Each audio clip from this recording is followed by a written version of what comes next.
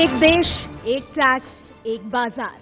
नमस्कार, स्वागत है आप सबका एबीपी न्यूज की इस खास पेशकश जीएसटी सम्मेलन में। आपके साथ मैं हूं नेहा पंत।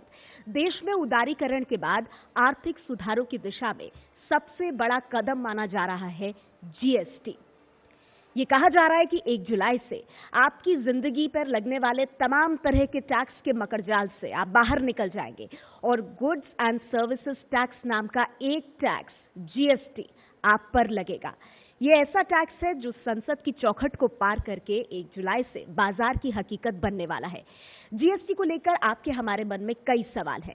हम सब ये जानना चाहते हैं कि क्या जीएसटी के बाद हमारी जिंदगी आसान हो जाएगी, क्या चीजें सस्ती होंगी या फिर कहीं हम पर महंगाई की मार तो नहीं पड़ेगी। प्रधानमंत्री नरेंद्र मोदी जिस जीएसटी को गेम चेंजर बता रहे हैं, आखिर छोटे व्यापारी उसी जीएसटी से परेशान क्यों नजर आ रहे हैं? तो इन सभी सवालों का जवाब तलाशने के लिए और राष्ट्र निर्माण में जीएसटी किस तरह से अहम भूमिका निभाएगा, आज इन्हीं सवालों पर बात करने के लिए हमारे साथ सरकार, व्यापार और जीएसटी से जुड़े दिग्गज शामिल होंगे, जिनसे सरल भाषा में, आपकी भाषा में आपके सवाल जीएसटी को लेकर हम पूछने की कोशिश करेंगे। हम अपने इस कार्यक्रम को आगे बढ़ाते हुए आपको बता दें, हमारे साथ इस वक्त एक बेहद खास मेहमान मौजूद हैं। देश के वित्त और रक्षा मंत्री अरुण जेटली जी जीएसटी काउंसिल के चेयरमैन हैं। जीएसटी को अमली जामा पहनाने में मोदी सरकार को जितना क्रेडिट जाता है, उतना ही क्रेडिट वित्त मंत्री अरुण जेटली को जाता है कि जीएसटी, जिस पर 15 साल तक वाद विवाद होता रहा, आखिरकार वो बाजार की हकीकत बन रहा है। अरुण जेटली जी से हम जानेंगे जनता की भाषा में और जनता की आवाज में ही कि जीएसटी का क्या है नफा नुकसान और किस तरह से हमारी जिंदगी को 1 जुलाई से जीएसटी बदलने वाला है। तालियों के साथ स्वागत कीजिए वित्त मंत्री अरुण जेटली जी का। मैं मंच पर आपको आमंत्रित करना चाहूंगी अरुण जेटली जी, और उनके साथ इस सेशन को आगे बढ़ाएंगे मेरे सहयोगी दिबांग।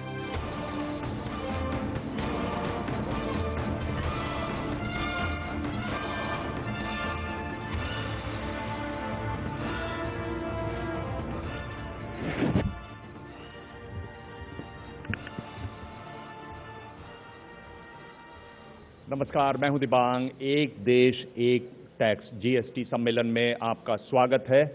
अधिक समय नहीं लूंगा, 1 जुलाई की रात से ये लागू होगा। मेरे साथ वित्त मंत्री मौजूद हैं, उनसे सीधे पूछें। जेटली जी, अगर आप कुछ शुरुआती भाषण के तौर पर कहना चाहें तो अपनी बात रखें। देखिए, किसी भी परिवर्तन को या रिफॉर्म सुधार को लागू करने की एक प्रक्रिया होती है। जीएसटी एक ऐसी प्रक्रिया है जिसने काफी समय लिया है। आज से लगभग 14-15 साल पहले केलकर कमेटी की सिफारिश आई। चिदम्बरम साहब ने अपने 2006 के बजट में इसका जिक्र किया। प्रणब बाबू ने 2011 में कॉन्स्टिट्यूशन अमेंडमेंट पेश किया। हर राज्य के वित्त मंत्री की जो एम्पावर्ड कमेटी थी, वो लगभग 10-12 साल इसके ऊपर विचार करती रही। उसके बाद 2 बार ये एक बार स्टैंडिंग कमेटी के सामने गया, एक बार राज्यसभा की सिलेक्ट कमेटी के सामने गया, और फिर इसमें कई परिवर्तन करने के बाद हम लोगों ने संविधान संशोधन पारित किया। उसके बाद 31 राज्य और यूनियन टेरिटरीज और एक केंद्र सरकार, यानी 32 वित्त मंत्री मिलकर कानून बनाते हैं। वो राज्यों में भी पारित होता है, केंद्र में पारित होता है, फिर रेट्स तय करते हैं। एक बहुत लंबी प्रक्रिया से ये निकला है, और इस पूरी प्रक्रिया के पीछे स्वाभाविक है कि कोई परिवर्तन आता है तो परिवर्तन को, चेंज को, और टेक्नोलॉजी बेस्ड हो तो उस पर एडजस्ट करने में भी समय लगता है। एक फियर ऑफ अननोन भी होता है। लेकिन जो आज की व्यवस्था है, वो व्यवस्था क्या है? बड़े टैक्सेस अगर ले लें तो केंद्र मैन्युफैक्चरिंग पे एक्साइज ड्यूटी लेता है, सेवाओं पे, सर्विसेज पे सर्विस टैक्स लेता है, राज्य वैट लेते हैं। उसके बाद कई छोटे टैक्सेस हैं, परचेज टैक्स है, आपके लग्जरी टैक्सेस है, एंटरटेनमेंट टैक्सेस है, और फिर दर्जनों में छोटे छोटे टैक्सेस हैं जो सब रिपील किए गए हैं। वो लेते हैं। हर व्यवसायिक को मल्टीपल अथॉरिटीज के साथ इंटरफेस करना पड़ता है। हर राज्य में टैक्स की दर भी अलग हो सकती है। कोई भी कमोडिटी या गुड्स एक राज्य से दूसरे राज्य में जाए तो फिर रुकावट भी आती है। जो टैक्स आपने एक स्टेज पे दे दिया, दूसरी स्टेज के उस टैक्स के ऊपर भी टैक्स लगता है, जिसका एक इन्फ्लेशनरी इंपैक्ट होता है। इस सारी व्यवस्था को समाप्त करके आज देश के अंदर केवल एक टैक्स रहेगा, जो जीएसटी होगा। All these taxes have been merged into one. और इसका असर यह होगा कि इसका जो टेक्नोलॉजी सपोर्ट है, उसके बाद आपकी जो रिटर्न्स होंगी वो ऑनलाइन होती हैं। अधिकतर लोगों के असेसमेंट्स ऑनलाइन होंगे। आपका एक सिंगल अथॉरिटी से इंटरफेस होगा। अधिक केसेस में कभी आप जीवन में अपने असेसिंग ऑफिसर को शायद देखें भी ना। और इसमें इवेजन का जो एक नियम बन चुका था, वो काफी कठिन हो जाएगा। ये तो कोई मौलिक अधिकार किसी समाज में नहीं हो सकता कि मैं टैक्स देने से बचूं। टैक्स जो दिए जाते हैं, अगर आप देखें, आज देश में केंद्र को, राज्यों को किस चीज के लिए साधनों की जरूरत है। आपको फौज के ऊपर भी खर्चा करना है, आपको पुलिस के ऊपर भी खर्चा करना है, आपको गरीब आदमी के लिए सुविधाएं भी देनी है। आप अगर अमेरिका का उदाहरण लो तो कितना बड़ा इशू बन जाता है जब लोग चुनाव लड़ते हैं कि आपने कितना टैक्स दिया। You are not contributing for the security of the country, for the development of the country. ये इतना बड़ा विषय था। और इसलिए टैक्स ना देना ये कोई देशभक्ति तो है नहीं। देश को कमजोर करना है, उसको अवॉइड करना। और इसलिए इस नई व्यवस्था में चेक्स एंड बैलेंसेस इतने हैं कि ज्यादा एफिशिएंट सिस्टम होने की वजह से इसमें हैरेसमेंट कम होगी, इसमें इंटरफेस अथॉरिटीज के साथ कम होगा जिसमें भ्रष्टाचार बढ़ता है, और इसमें इवेजन की गुंजाइश भी कम होगी, और सिंगल टैक्सेशन होगा। अब कई लोग बिना समझे हुए कई बार टिप्पणी करते हैं, जैसे वन नेशन वन टैक्स का शब्द आपने प्रयोग किया तो कहा कि आपने 4 दरें क्यों रख दी। मैंने इसका संसद में जवाब दिया था कि इस देश में एक दर रखना इनडायरेक्ट टैक्सेशन में वो इनइक्विटेबल होगा। क्या मर्सिडीज गाड़ी के ऊपर और हवाई चप्पल के ऊपर एक ही दर होनी चाहिए? एक का प्रयोग अमीर आदमी करता है, दूसरे का प्रयोग आम आदमी, गरीब आदमी करता है, तो एक रेट हम लगा दें, जो पहले कुछ राजनीतिक दलों ने भी कहा था कि एक रेट रख दो। ये तो बेतुकी बात है, हो नहीं सकता।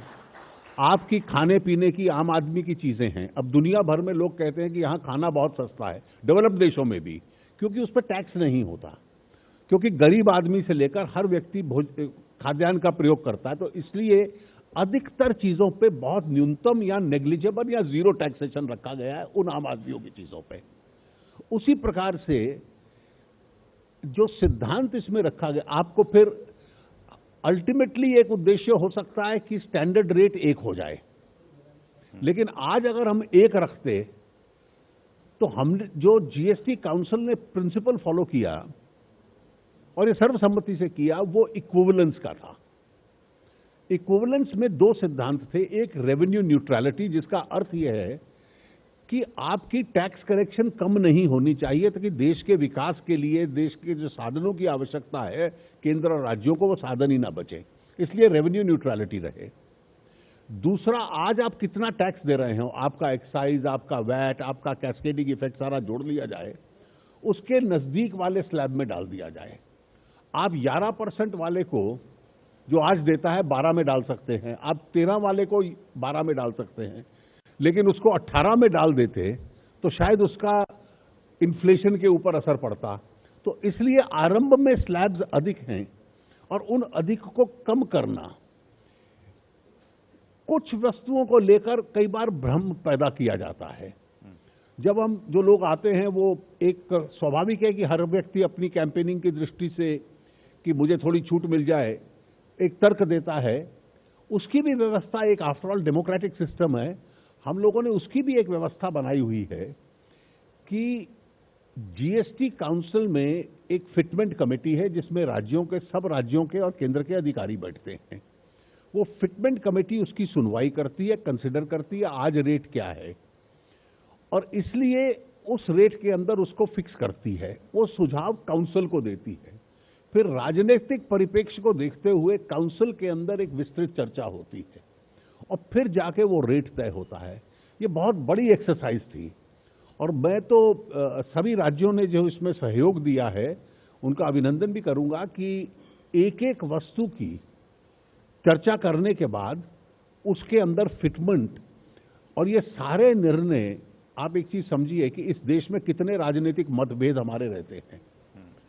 संविधान संशोधन संसद में सर्वसम्मति से पास हुआ, सारे जीएसटी लॉ सर्वसम्मति से पास हुए। आज state GST law Jammu Kashmir छोड़कर हर विधानसभा पारित कर चुकी है, वहां 370 की वजह से एक अलग व्यवस्था बनती है। उसके बाद रेगुलेशंस, 20 रेगुलेशंस हैं जो अप्रूव हो चुके हैं यूनानिमसली, और 1200 से अधिक कमोडिटीज के, सर्विसेज के रेट्स चर्चा के बाद और कई कई घंटों चर्चा के बाद सब एक मत के साथ केंद्र और राज्य सब ने ये फैसले लिए हैं। ये एक फेडरल इंस्टीट्यूशन है, उसका एक अनुभव समाज के अंदर आ रहा है और उस अनुभव के आधार पर ये इंस्टीट्यूशन आगे बढ़ रहा है। इसमें और भी सुधार होने की गुंजाइश होगी आने वाले कल में। ये आप जो बात कह रहे हैं कि इतनी अलग अलग राय वाले हैं लोग हैं, पिछली बार हमारे कार्यक्रम में पी चिदम्बरम आए हुए थे और वो एक तरीके से सरकार को बधाई दे रहे थे कि ये इतने मतभेदों के बावजूद लागू हो रहा है। आपने ये भी कहा कि किस तरीके से अलग अलग रेट्स हैं, तो उसमें एक मुझे रोचक ये लगा कि शैम्पू पर 28% है, आईलाइनर पर 18% है। पर मैं जो आपसे सवाल पूछना चाह रहा हूँ वो ये है कि किस तरह की आप चुनौतियां देखते हैं? देखिए, ये जो तर्क है ना, मुझे लगता है कि हर व्यक्ति एक तर्क में इस प्रकार के चला जाए और फिर उसको उस तर्क के आधार पर उसको एक हल्की लॉजिक देने का प्रयास करे। मैं अब इसका तर्क आपको बता दूं। इक्विवेलेंस का प्रिंसिपल है कि आज की तारीख में 30 जून तक एक कमोडिटी पे टैक्स कितना लगता था। मान लीजिए एक कमोडिटी के ऊपर एक्साइज लगता था और वैट लगता था 12.5 और 14.5%। उसमें फिर सीएसटी ऐड होता था, फिर उसका ब्याज पे ब्याज कैस्केडिंग इफेक्ट होता था, ये जाकर पड़ता था 31.6 पे। अब क्योंकि हमने ये लग्जरी स्लैब नहीं था, ये एग्जिस्टिंग 31.6 था। अगर उस 31.6 को 12% कर दें तो अगले महीने तनख्वाह देने के लिए सरकारों के पास साधन नहीं होंगे। तो ये हंसी का और व्यंग का विषय नहीं है, इसलिए उसको 28 में आपने डाल दिया।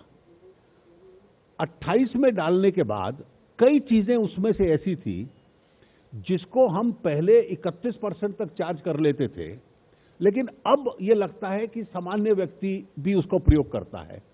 साबुन है जी, मैंने उदाहरण दिया आपको, सोप है, या ऐसी कई चीजें थी, ये सब 31 वाली थी। इन कई चीजों को हमने 31 से लाकर 18 में ले आए, क्योंकि अब समाज की आर्थिक और सामाजिक स्थिति बदलती जा रही है। तो 20 चीजें ऐसी थी जो उस 31 वाली श्रेणी में आती थी, उनको 18 में ले आए, क्योंकि सोशो इकोनॉमिक कैरेक्टर हिंदुस्तान का, केंद्र का, राज्यों का बदल रहा है, जनसंख्या का बदल रहा है। अब आपने जो आम आदमी के साबुन के लिए इस्तेमाल तर्क किया, यह आवश्यक नहीं कि शैम्पू पे भी आप वही करेंगे जी। और अगर आप उस चीज के ऊपर भी करेंगे, तो इसलिए व्यंग की दृष्टि से आफ्टर ऑल हम ये टिप्पणी कर सकते हैं, लेकिन सीरियसली अगर करें तो रेवेन्यू न्यूट्रलिटी मेंटेन करना, कल सरकारें कंगाल हो जाएं और ये कहें कि लोकप्रियता में ये भी माफ कर दिया, ये भी कम कर दिया और वेतन देने के लिए पैसा नहीं बचा, इस स्थिति में देश को नहीं घसीट सकते आप जी। मैं आपसे सवाल पूछ रहा हूँ, ट्विटर से सवाल है, ये तुषार का सवाल है और ये पूछ रहे हैं, और ये बहुत सारे लोग ये इस पर चर्चा करते हैं आजकल, छोटे व्यापारियों को जीएसटी सरल भाषा में समझाने के लिए सरकार की क्या व्यवस्था है? छोटे का सहारा लेना ये सरल होता है और फिर उद्देश्य कुछ और होना। अब मैं आपको उदाहरण देता हूं। छोटे में अगर 20 लाख तक की टर्नओवर है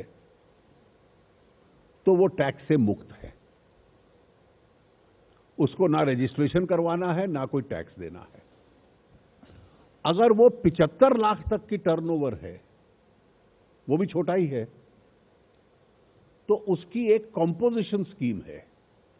कॉम्पोजिशन स्कीम में अगर वो व्यापार में है, ट्रेडिंग में है, तो 75 लाख तक का व्यक्ति 1% टैक्स दे दे, और मैन्युफैक्चरिंग में है तो 2% टैक्स दे दे, तो 75 लाख वाला तक के लिए ये लागू है।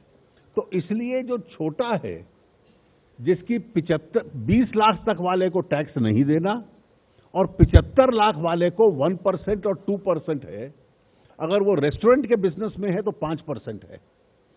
तो इसलिए छोटे को तकलीफ आ रही है, ये तर्क देना हम बखरे। छोटे के सुविधा के लिए तो आफ्टर ऑल 32 राज्यों के, 31 राज्यों के और केंद्र के जो चुने हुए प्रतिनिधि हैं, उनको भी छोटे की चिंता है, और इसलिए सामूहिक रूप से उन्होंने छोटे के लिए ये सुविधा बनाई है कि उसको ज्यादा तकलीफ ना हो, वो इसमें सर्वाइव कर जाए। और इसलिए छोटे के लिए एक स्पेशल प्रोविजन जीएसटी के अंदर कॉम्पोजिशन का ऑलरेडी बनाया गया है।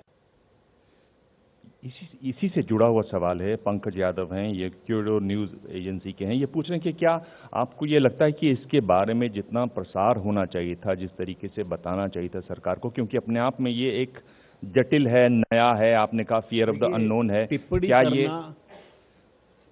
मैंने 2 प्रकार के स्टेटमेंट पढ़े। एक मैंने स्टेटमेंट कल पढ़ा, इतनी जल्दी क्या है जी। 15 साल तो चर्चा करते हुए हो गए और फिर पूछ रहे हो इतनी जल्दी क्या है। दूसरा, ये तर्क जब दिया मेरे सीपीएम के मित्र सीताराम जी ने कि इतनी जल्दी क्या है, तो जो संविधान संशोधन पारित किया, और मैं वैसे आपको बताऊं, मैंने पहली बार जीएसटी क्या है जब ये समझा, तो मुझे समझाने के लिए सीपीएम के डॉक्टर असीम दास गुप्ता आए थे। वो एम्पावर्ड कमेटी के चेयरमैन थे, मैं लीडर ऑफ ऑपोजिशन था, तो उनका ये कहना था कि आप इसको सपोर्ट कीजिए। और ये आज से 6-7 साल पुरानी घटना है। तो 7 साल पहले सीपीएम के असीम दास गुप्ता मेरे पास आए कि उन्होंने कहा कि इसको सपोर्ट करना, इसका ये लाभ होता है। मैंने पहली बार उनसे समझा था। अब संसद ने जब पारित किया लास्ट ईयर, तो भारत के संविधान में यह लिखा है कि जिस दिन से कॉन्स्टिट्यूशन अमेंडमेंट नोटिफाई किया जाएगा, 1 साल के भीतर पुराने सारे टैक्सेस समाप्त हो जाएंगे। अब कॉन्स्टिट्यूशन अमेंडमेंट 16 सितंबर 2016 को नोटिफाई किया गया था। तो इस साल 15 सितंबर को केंद्र सरकार के पास ना एक्साइज ड्यूटी, ना सर्विस टैक्स लगाने का अधिकार होगा, राज्यों के पास वैट ड्यूटी लगाने का अधिकार नहीं होगा। तो अगर अब लागू न किया गया, तो 15 सितंबर के बाद से टैक्सेशन की व्यवस्था देश में समाप्त हो जाएगी। तो इट्स अ कॉन्स्टिट्यूशनल इंपेरेटिव, ये तो संवैधानिक आवश्यकता है कि 15 सितंबर से पहले आप वैकल्पिक व्यवस्था लागू करें। और दूसरा मैं बता दूं कि जब भी व्यवस्था लागू होगी, उसमें 2 या 3 चीज स्वाभाविक होनी है। वो चाहे 1 जुलाई को लागू हो या 1 सितंबर को लागू हो। पहला ये कि जो ट्रांसफॉर्मेशन होगा, जो परिवर्तन आएगा, उसमें कुछ लोगों को मेंटल, मानसिक रुकावट होती है। टेक्नोलॉजी बेस्ड है, इसलिए सीखने में एक रुकावट है। दूसरा, इतना बड़ा टेक्नोलॉजी का ऑपरेशन है, स्वाभाविक है थोड़ी ग्लिचेस भी आ सकती हैं पहले 2-4-5 दिन में, और वो धीरे धीरे करेक्ट होती हैं। और तीसरी एक चीज स्वाभाविक है कि आप जैसे एंकर्स, वो इस सुविधा की को नहीं देखेंगे, वो कहेंगे इसमें ये तकलीफ आ रही है, ये तकलीफ आ रही है। तो इसलिए इस इवेंचुअलिटी के लिए भी हम तैयार हैं। ठीक है, ये बताइए कि एक जो चिंता है लोगों में, जो लोग सोच रहे हैं इसके बारे में, और मलेशिया और कनाडा में भी देखा गया कि जब जीएसटी लागू हुआ तो शुरुआती दौर में महंगाई बढ़ी, उस बारे में आपको क्या कहना है? आप टोटल बास्केट ऑफ टैक्सेस ले लीजिए, जितने टैक्सेस देश में लगते हैं उसकी पूरी बास्केट ले लीजिए और उसकी वेटेड एवरेज लगा लीजिए। जो जीएसटी काउंसिल ने टैक्स रेट तय किए हैं, वो वेटेड एवरेज मौजूदा वेटेड एवरेज से कम है। तो अगर उतने ही टैक्स आएंगे तो सरकारों के टैक्स कलेक्शन में कमी होगी। लेकिन उस कमी को हम इसलिए फैक्टर इन करते हैं कि एक ज्यादा एफिशिएंट सिस्टम है जिसमें इवेजन कठिन है, कंप्लायंस ज्यादा होगा, इसलिए उस कमी को हम लोग पूरा कर लेंगे। तो इस इन्फ्लेशन तो तब आएगा कि अगर आपने टैक्स रेट बहुत बढ़ा दिया हो। टैक्स रेट अगर वेटेड एवरेज मौजूदा टैक्स रेट की तुलना में कम है तो इसलिए वो इन्फ्लेशनरी स्वाभाविक अपने आप में नहीं हो सकता। किसी एक आध कमोडिटी के ऊपर असर पड़ सकता है, लेकिन ओवरऑल जो वेटेड एवरेज बास्केट है उसमें ये तकलीफ नहीं है। इसमें इतनी कठिनाई जरूर आएगी, मैं जो आपको बता दूं, जो एक स्वाभाविक है जी। और कई लोग ये कहते नहीं हैं। तो मेरे पास रोज 10-20 डेलीगेशन आते हैं कि हमारा रेट रिव्यू कर दिया जाए, तो हम मौजूदा रेट के साथ उसको कंपेयर करते हैं कि भाई आपके मौजूदा रेट में की तुलना में तो इस बार कम है थोड़ा सा, या उसके बराबर है, तो फिर इसमें कठिनाई क्या है। अब मौजूदा रेट के होते हुए भी टैक्स न देना संभव था। नई व्यवस्था में पकड़े जाने की गुंजाइश ज्यादा है। अच्छा, इसलिए तकलीफ वहां से होता है क्योंकि हर चीज आपके टेक्नोलॉजी प्लेटफॉर्म के ऊपर कैप्चर्ड होगी और इसलिए इसमें कंप्लायंस ज्यादा होगा। ये रोहित मिश्रा हैं, ये पूछ रहे हैं कि किसानों के लिए कैसे लाभकारी या किसानों के लिए आर्थिक रूप से इसमें क्या दिक्कत आएगी, ये पूछ रहे हैं। सवाल ट्विटर से ये सवाल है। मैं इसमें अरुण जी मैं ये जोड़ दूं कि बीज, खाद, कीटनाशक इन पर जीएसटी लगने की बात है, जबकि अनाज और जो पैदावार होगी उस पर नहीं। मैं पूछ रहा हूं क्या शुरुआत में किसान को लागत लगानी पड़ेगी इसलिए? देखिए, जिन फार्म बेस्ड प्रोडक्ट्स जो हैं वो अधिकतर इससे एग्जेम्प्टेड हैं, तो इसलिए उनको तकलीफ नहीं आएगी। जो आपके इनपुट्स वगैरह हैं उसमें कोशिश ये की गई है कि हम एग्जिस्टिंग व्यवस्था कायम रखें या उससे कम रखें, उसको बढ़ाएं ना। आप एक चीज मैंने पहले भी कहा, उसको आप समझ लीजिए कि क्योंकि टैक्सेशन सिस्टम रीओपन हो रहा है तो स्वाभाविक है कि हर वर्ग की इच्छा होगी कि चलिए मेरा थोड़ा सा कम हो जाए तो उसमें लाभ हो जाएगा मेरे ट्रेड में। लेकिन रेवेन्यू न्यूट्रलिटी मेंटेन करने की दृष्टि से हमें टैक्सेशन तो लगाना पड़ेगा। और दूसरा, आप एक और चीज समझ लीजिए, जैसा मैंने आपको कहा कि भविष्य में मैं क्या देखता हूं कि जैसे भविष्य में हम कन्वर्ज करके कभी ना कभी ये जो अलग अलग रेट्स हैं इनमें थोड़ी कमी कर सकते हैं। अगर कंप्लायंसेस बढ़ती हैं और आपकी बास्केट ऑफ टैक्सेस कलेक्शंस बढ़ती हैं तो इसलिए फिर रेट स्ट्रक्चर्स के और रीजनेबल होने की उम्मीद भी हो सकती है। जी जी, क्योंकि जब इवेजन होता है, मैंने इस साल के बजट में कहा था डायरेक्ट टैक्सेस के संबंध में कि जो बेचारा टैक्स देता है वो अपना हिस्सा भी देता है और जो नहीं देता उसके हिस्सा भी देता है, क्योंकि सरकार के खर्चे के लिए तो देना पड़ेगा, तो उसको दो बार देना पड़ता है, अपना हिस्सा भी देता है और इवेडर के हिस्से का भी वही देता है। तो इसलिए जैसे टैक्सेशन बेस में रीजनेबल एक्सपेंशन होगा तो फिर रेट्स के और रीजनेबल होने की गुंजाइश भी बढ़ जाती है। तो अगर मैं इसको सीधे सीधे बोलूं एंकर की भाषा में, तो आप ये कह रहे हैं कि अगर ये ठीक से लागू होगा तो टैक्सेस में कटौती आप देखते हैं? देखिए, in the medium and long term the higher the taxation base the more reasonable the taxes are. ये तो स्वाभाविक है और ये डायरेक्ट टैक्सेस पे भी लागू होता है और इनडायरेक्ट पे भी लागू होता है। तो जिस तरह की व्यवस्था है उसमें आपको ये कितने साल में ये होता दिख रहा है? देखिए, मैं अभी प्रिडिक्ट नहीं कर सकता, लेकिन मुझे लगता है कि इसमें गुंजाइश टैक्सेशन बेस एक्सपैंड करने का देश में अच्छा होगा। जी, एक ये व्यापारी जो टैक्स फाइल करेंगे, रिटर्न फाइल करेंगे, मैं आपसे पूछना चाह रहा था कि महीने में 3 उनको रिटर्न फाइल करने, साल भर हर महीने में और साल भर का एक फाइल, 37 रिटर्न फाइल करने, क्या इसको कम 37 रिटर्न, क्या इसको कम किया जा सकता था या ये आंकड़ा गलत है? ये 37 रिटर्न क्या है? देखिए, 37 रिटर्न का बात मैं चाहूंगा हमारे जीएसटी कमिश्नर बैठे हैं, ये इसको क्लैरिफाई करेंगे। जहां तक मेरी समझ में है, हर महीने की अपनी रिटर्न अगले महीने की 10 तारीख से पहले उसको अपने सॉफ्टवेयर में इसमें फीड करनी पड़ेगी। जो अगली 2 रिटर्न्स हैं वो सेल्फ जनरेटेड हैं कंप्यूटर के ऊपर। अब उसको आप रिटर्न फाइलिंग में गिन ले और इसको एग्जैजरेटेड बढ़ा दें। और एक कांग्रेस पार्टी के एक नेता ने कहा ये 37 हैं, अब उन्होंने 37 का एक बयान दे दिया तो सबने, आपने भी 37 कहना शुरू कर दिया। तो जो ऑटो जेनरेटेड रिटर्न्स हैं, यानी कि आपने एक रिटर्न फाइल की और उसके बेसिस पे जो मैचिंग हुई और जो कंप्यूटर में ऑटो पॉपुलेटेड हुई, उसको भी आप सेल्फ फाइल रिटर्न कहेंगे।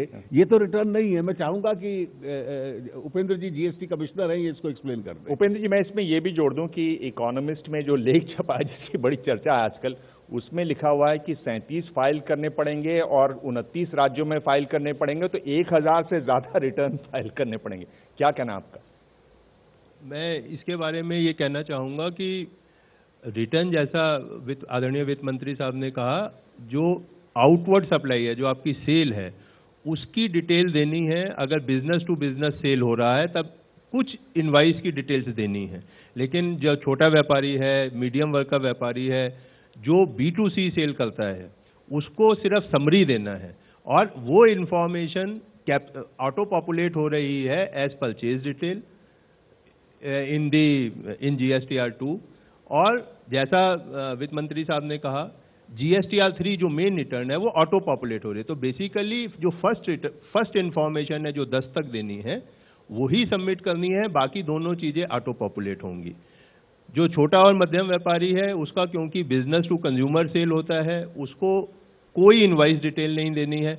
इनफैक्ट इस भ्रांति को दूर करने के लिए हमने एक एडवर्टीजमेंट निकाला था जो परसों आया, कल आया था शायद सारे अखबारों में।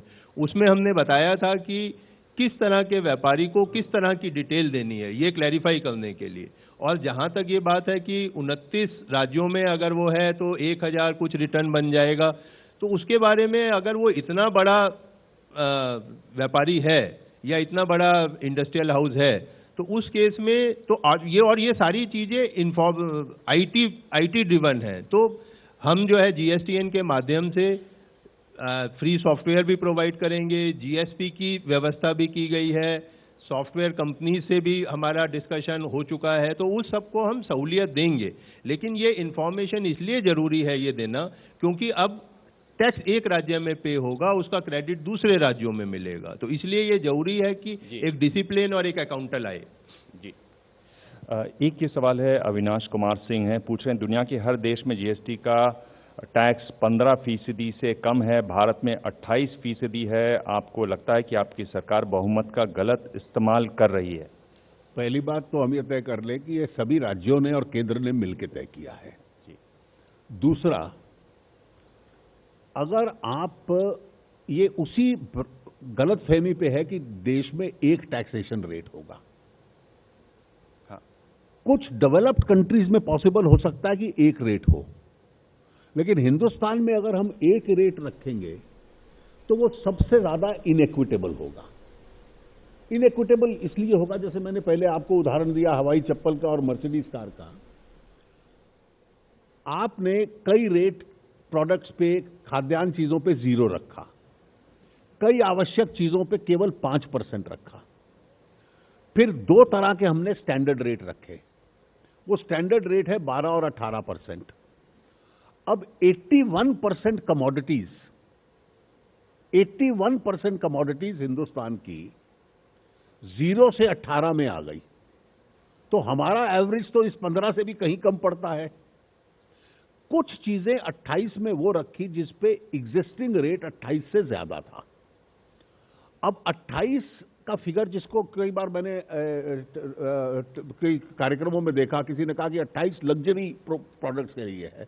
ये गलत है, 28 लग्जरी प्रोडक्ट्स के लिए नहीं है। लग्जरी प्रोडक्ट्स के लिए हमने एक सेस का अलग से प्रावधान रखा हुआ है। ये 28 उन प्रोडक्ट्स के लिए है जिनके ऊपर टैक्स, एग्जिस्टिंग टैक्सेशन आज की तारीख में 28 से भी अधिक था।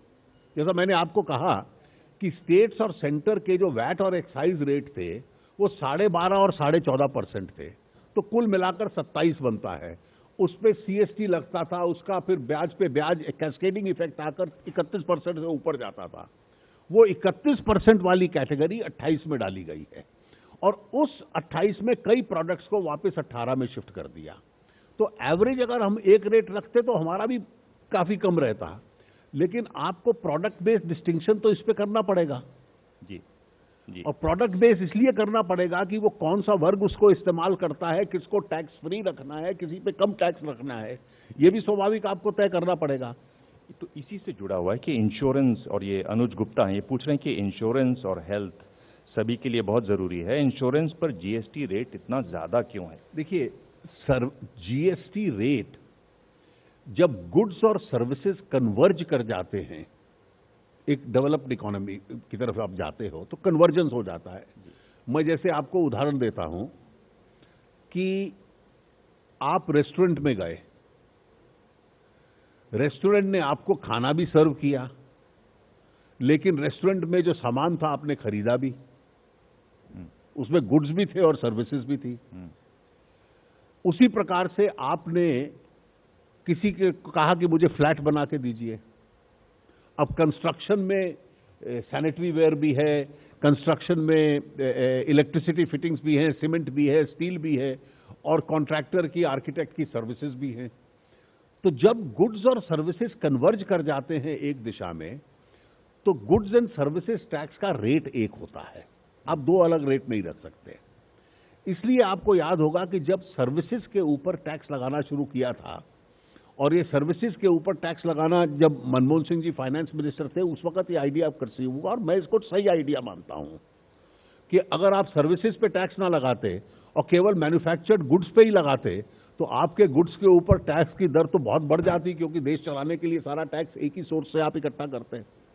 तो सर्विसेज पे लगाया तो धीरे धीरे बढ़ाते हुए सर्विसेज का टैक्स 15% के आसपास आ गया था। अब जब आपने स्टैंडर्ड रेट 12 और 18% रखे, तो services has to converge in the direction of the goods. तो स्वाभाविक है कि मैन्युफैक्चर्ड प्रोडक्ट्स का थोड़ा टैक्स जीएसटी आने के बाद कम होगा, सर्विसेज का टैक्स थोड़ा सा बढ़ेगा। और जैसा मैंने कहा कि जैसे आगे हम बढ़ते हैं, तो इसमें दो परिवर्तन और आने वाले वर्षों में देखे जा सकते हैं। एक कन्वर्जेंस ऑफ रेट्स, और दूसरा जो बेस बढ़ने से रेट्स ज्यादा रीजनेबल होना। जी, एक सवाल यह है, संदीप दुबे हैं सुप्रीम कोर्ट से, पूछ रहे हैं कि क्या जीएसटी से काले धन से निपटने में मदद मिलेगी? क्या यह हथियार बनेगा? इसका स्वाभाविक एक असर होगा।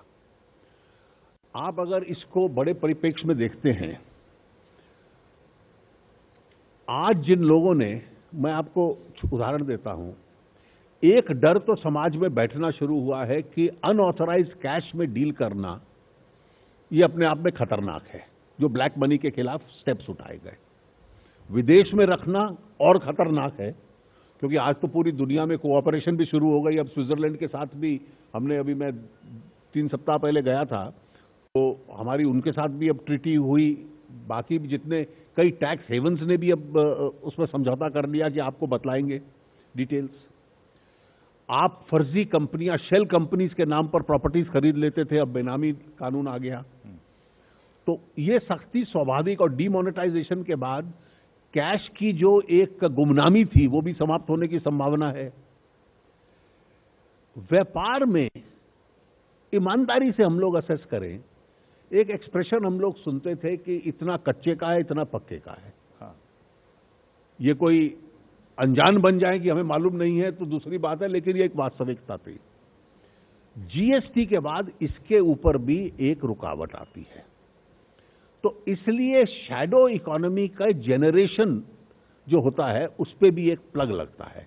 मैं मानता हूं कि जीएसटी लागू होने के बाद केवल इनडायरेक्ट टैक्स कलेक्शन में बढ़ोतरी आएगी, इतना नहीं है, उसका प्रत्यक्ष असर इनकम टैक्स कलेक्शंस के ऊपर बढ़ेगा।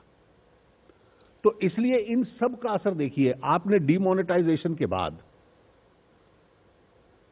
पहले 3 महीनों में जिस देश में केवल रिटर्न 3 करोड़ 34 लाख लोग फाइल करते थे, उसमें 92 लाख लोग एडिशनल आ गए रिटर्न फाइल करने के लिए। और यह प्रक्रिया धीरे धीरे बढ़ेगी। और अगर आपकी बिजनेस इनकम बढ़ती है और ऑफिशियल होती है, तो स्वाभाविक है उसका असर डायरेक्ट टैक्स के ऊपर भी पड़ता है। तो इसका एकदम प्रत्यक्ष टैक्सेशन के साथ डायरेक्ट टैक्सेशन के साथ भी अपने आप में एक रिश्ता है। क्योंकि आपने डिमोनेटाइजेशन की बात की, तो मैं थोड़ा सा आज के इससे हट के पूछ रहा हूं हमने जो बात की और खासतौर पर जो किसानों में आज जो समस्या आ रही है, बहुत लोग ये कह रहे हैं कि किसान अपना माल नहीं बेच पाए इसलिए तंगी की हालत में रहे, ऊपर से और सूखा पड़ा तो और तंगी खराब। तो एक बड़ी समस्या दिया जाता है। जी। अगर जो मनी स्क्वीज था वो तो जनवरी के महीने में था सबसे ज्यादा, थोड़ा फरवरी में रहा होगा, तो ये तकलीफ मई और जून में क्यों आई? दिसंबर, जनवरी और फरवरी जो पीक मंथ्स थे डीमोनेटाइजेशन के, उसमें नहीं आई। मुझे लगता है कि इसका इन दोनों को जोड़ देना तर्क की दृष्टि से बहुत सरल होगा, लेकिन बम्पर प्रोडक्शन जिससे कि दाम थोड़े सप्रेस हुए। अब छोटा सा उदाहरण ले लीजिए, 2 वर्ष पहले दालों की कीमत पौने 200 रुपए किलो तक चली गई थी, क्योंकि देश में दालों की पैदावार नहीं होती थी। तो हमने उसमें एक बहुत बड़े पैमाने से एडिशनल प्राइस बोनस वगैरह देना शुरू किया। उससे किसान को लगा कि दाल की खेती करने में मुनाफा है। वो भली दृष्टि से दाल की खेती के अंदर चला गया। उसका असर हुआ कि लास्ट ईयर बम्पर क्रॉप हो गया, उससे दाल का दाम गिर गया। तो इसका असर डिमांड सप्लाई के साथ भी है। मैं नहीं कह रहा कि वो एकमात्र कारण है, वो भी है। इसको हम लोग एक बार इस तर्क को भी एक बार समझ लें।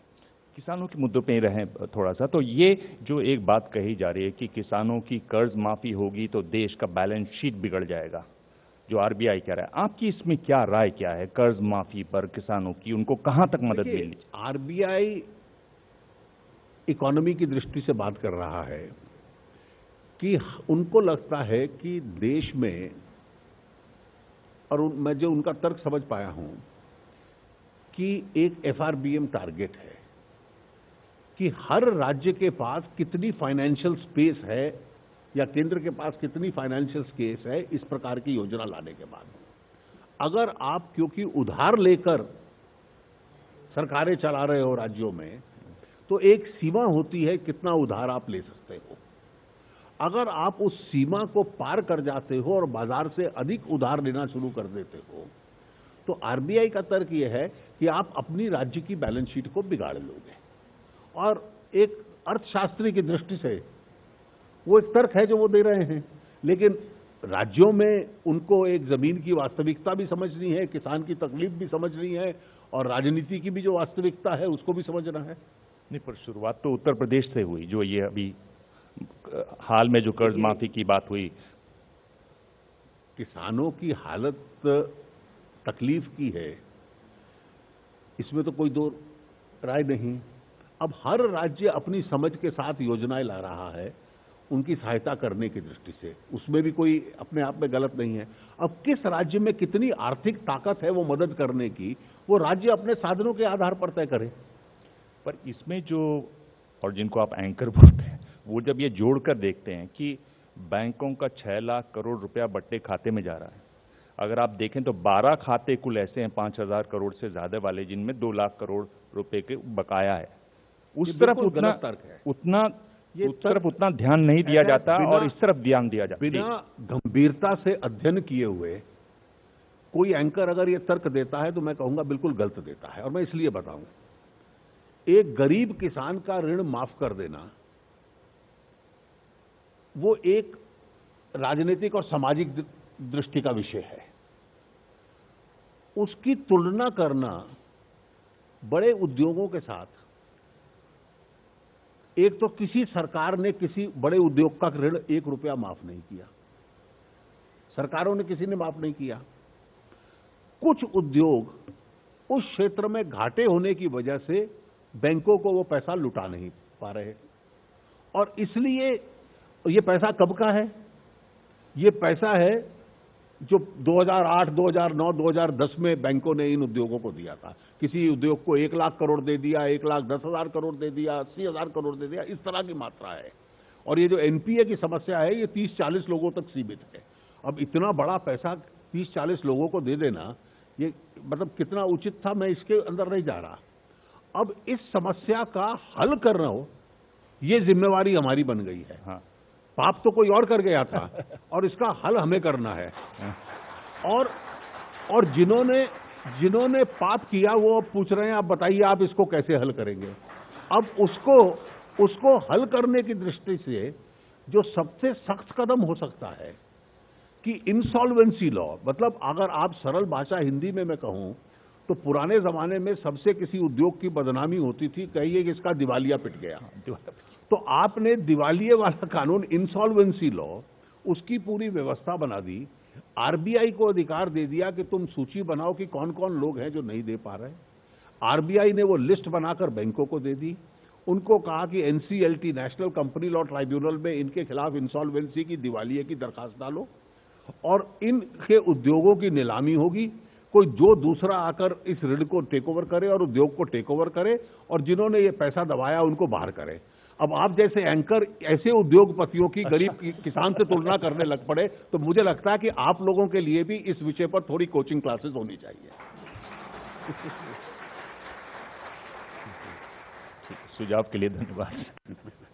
मैं आपसे पूछ रहा था कि क्या आपको लग रहा है कि ये जो आपने बात की पिछली सरकार पर, अब सुनने में आ रहा है कि कांग्रेस कह रही है कि 30 तारीख का वो बहिष्कार करेगी। आप मनमोहन सिंह जी को बुलाने भी गए थे, क्या?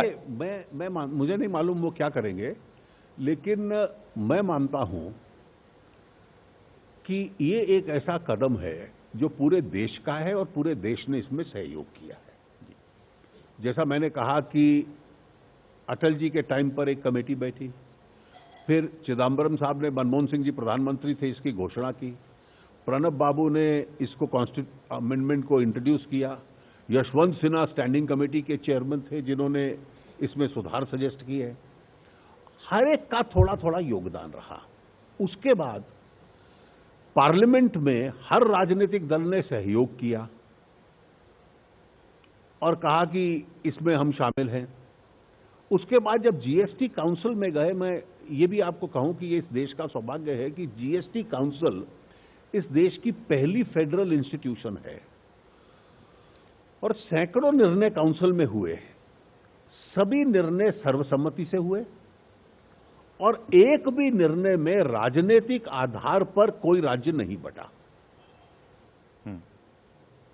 और किसी भी यूपीए वर्सेस एनडीए इस तरह का निर्णय नहीं हुआ। सब ने देश के और राज्य के हित में क्या है, व्यवसाय और व्यापार के हित में क्या है, उस दृष्टि से बातचीत की।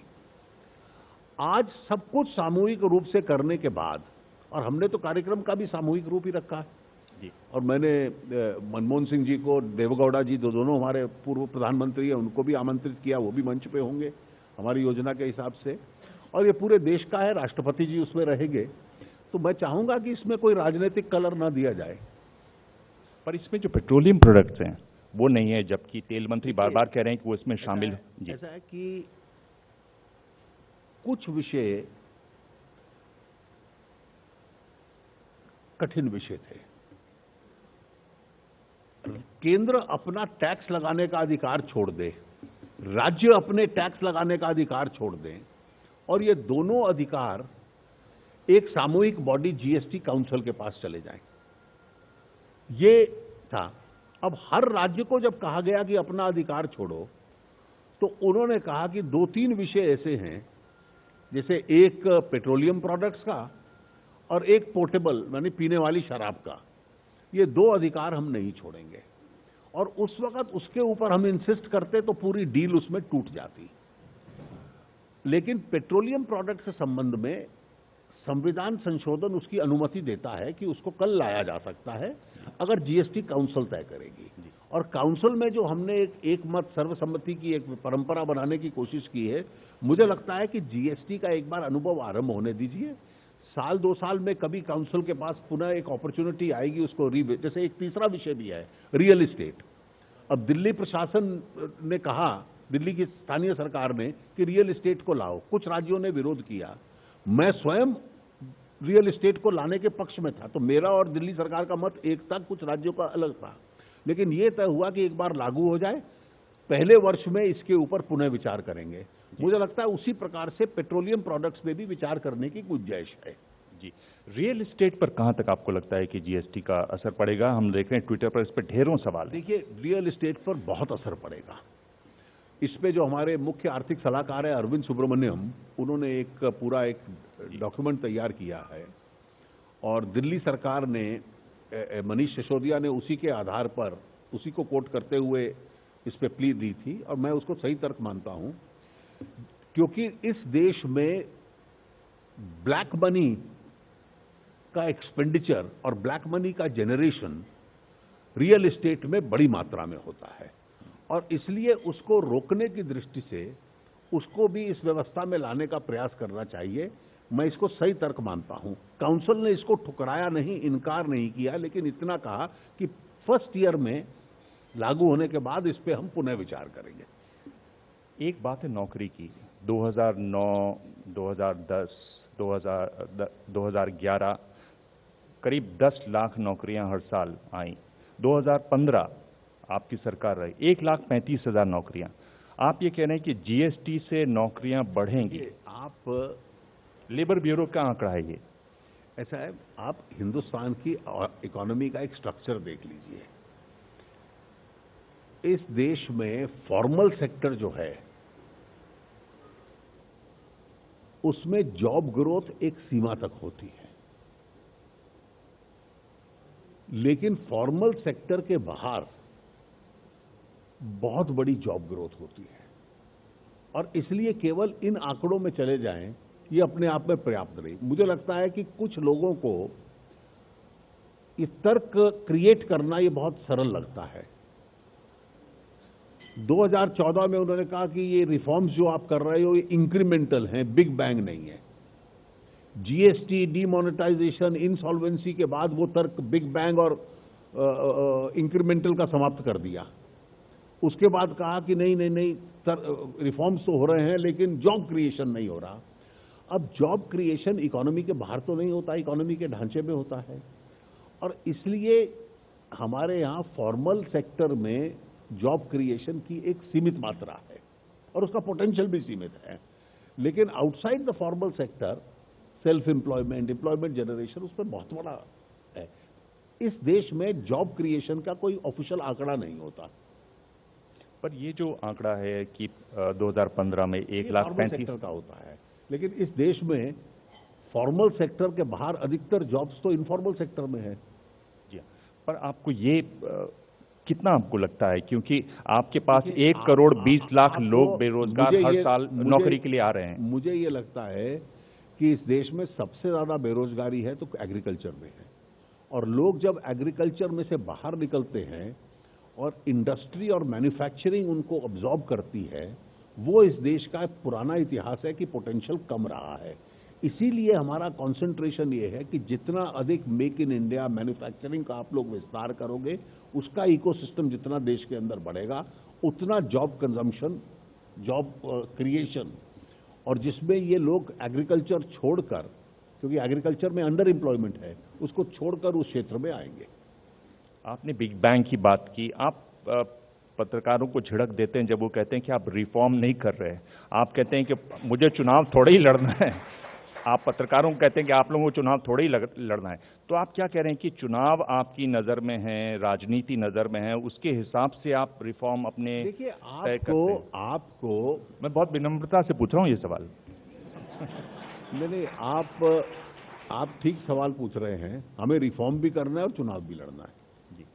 और इसलिए मैं हमेशा मानता हूं कि गुड गवर्नेंस को,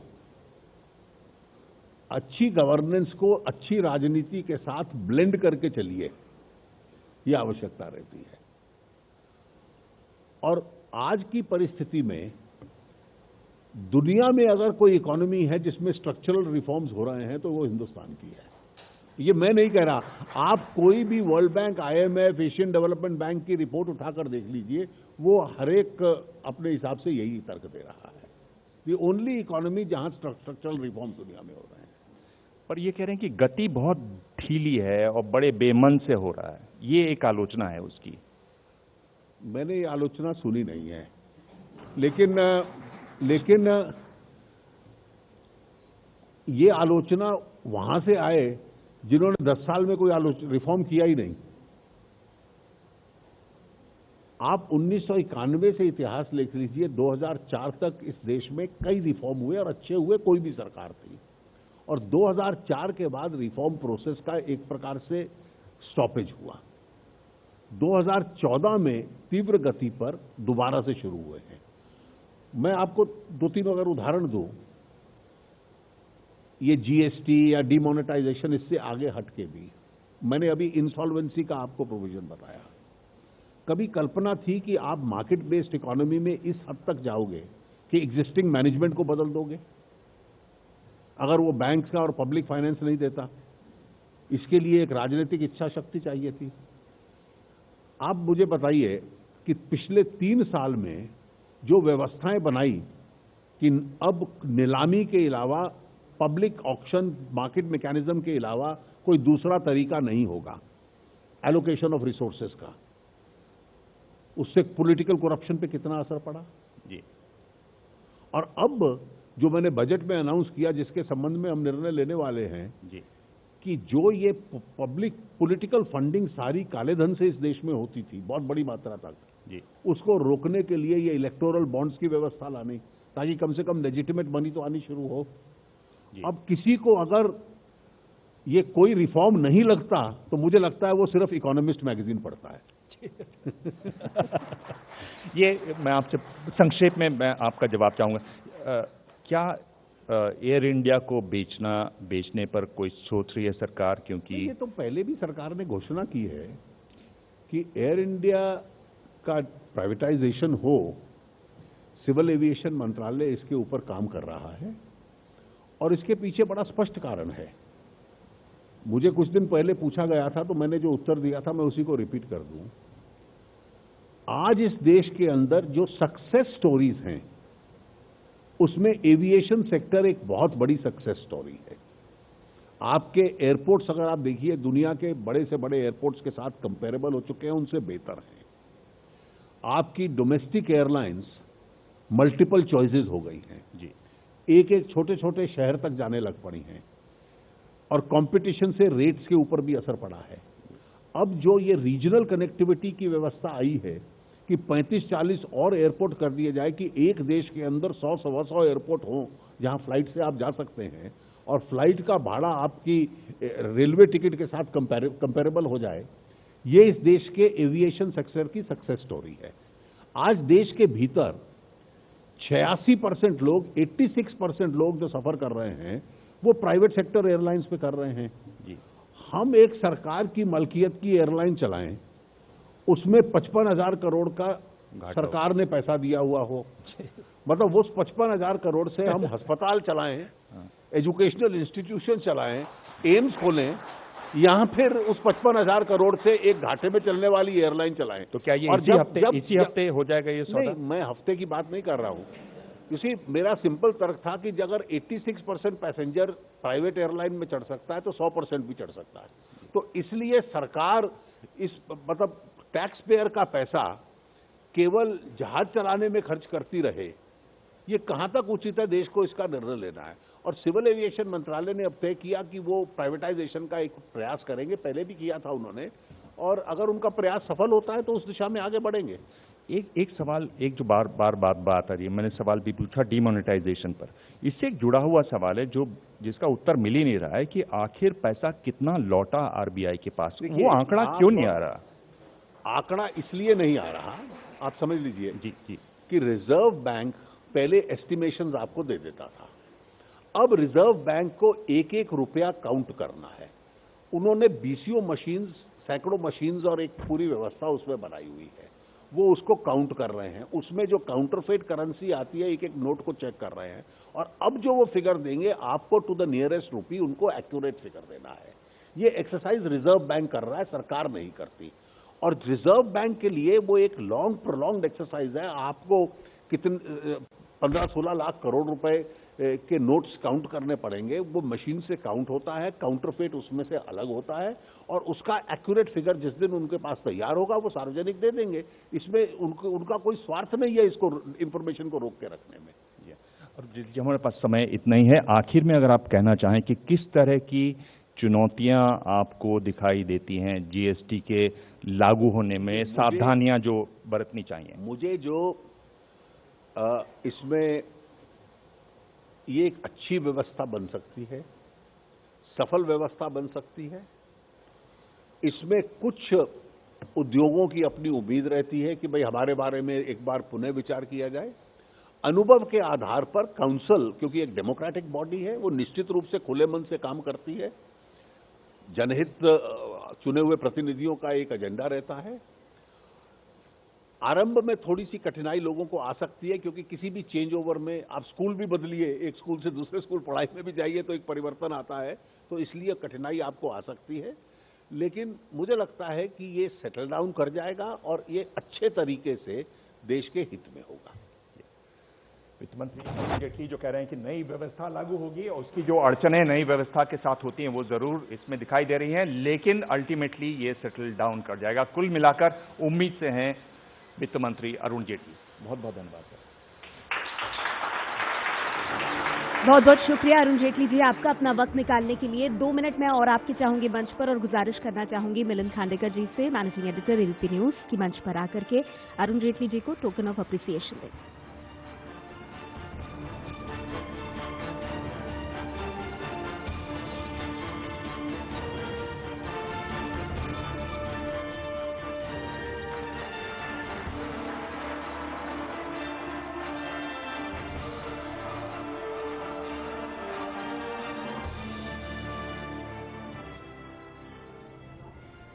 ये है एबीपी न्यूज, आपको रखे आगे।